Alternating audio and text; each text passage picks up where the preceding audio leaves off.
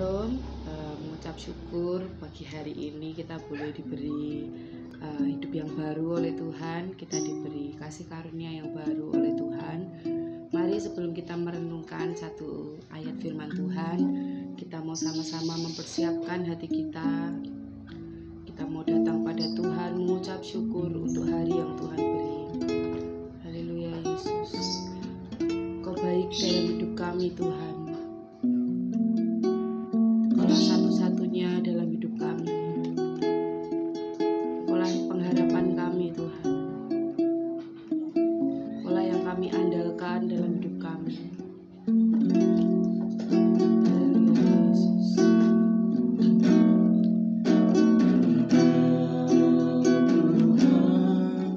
Yang setia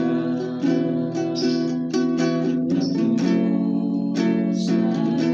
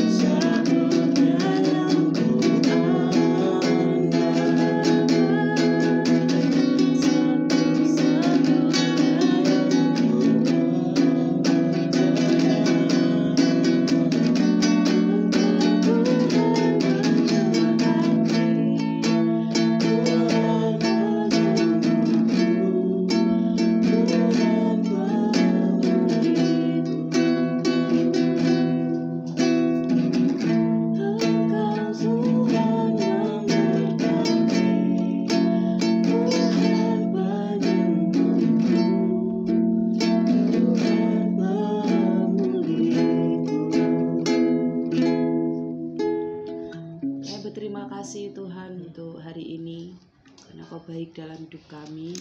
Kami berdoa biarlah kami boleh menjalani setiap hidup kami dengan kasih karunia-Mu Tuhan. Terima kasih Tuhan, hanya di dalam nama-Mu kami berdoa dan mengucap syukur. Haleluya, amin. Shalom, pagi hari ini kita akan merenungkan firman Tuhan tentang merasakan kebenaran. Sifat hakiki kebenaran adalah mutlak. Secara logis, sesuatu yang benar tidak mungkin di waktu bersamaan adalah tidak benar. Sehingga dengan sendirinya, kebenaran bersifat objektif. Di sisi lain, merasakan adalah sesuatu yang secara alamiah subjektif. Tuhan adalah kebenaran itu sendiri, sehingga Tuhan itu mutlak dan normatif. Penyebab yang paling utama, Tuhan tidak bisa dirubah atau berubah. Penulis Ibrani menuliskan dengan sangat tepat kemutlakan Yesus, karena Dia adalah Tuhan. Yesus Tuhan tetap sama, baik kemarin maupun hari ini, dan sampai selama-lamanya. Ibrani 13 ayat yang ke-8. Mempercayai kemutlakan Yesus adalah esensi utama dari iman. Ketika Yesus menjadi yang termutlak dalam hidup kita, Dia menjadi standar moralitas. Dia menjadi tujuan hidup kita. Dia menjadi arti hidup kita, dan Dia menjadi segalanya dalam hidup kita. Semua jalan-jalan manusia harus dicocokkan dengan dan diluruskan dengan jalan Yesus. Pernyataan Yesus kepada Filipus memperlihatkan bahwa fokus kepada Yesus adalah satu-satunya jalan untuk mendapatkan Bapa. Kata Yesus kepadanya, "Telah sekian lama aku bersama-sama kamu, Filipus, namun engkau tidak mengenal aku. Barang siapa telah melihat aku, ia telah melihat Bapa. Bagaimana engkau berkata, tunjukkanlah Bapa itu kepada kami." Dalam Yohanes 14 ayat yang ke-9. Kebenaran Yesus adalah kebenaran yang mutlak, tapi tidak mati. Kebenarannya adalah kebenaran yang hidup. Kebenaran yang mati adalah legalisme yang terbukti tidak membawa kepada pengenalan hakiki tentang siapa Tuhan. Kebenaran yang hidup ada aspek perasaan, bukan hanya pikiran. Sebab itu Paulus mengatakan dalam Filipi 2 ayat ke-5, "Hendaklah kamu dalam hidupmu bersama menaruh pikiran dan perasaan yang terdapat juga dalam Kristus Yesus."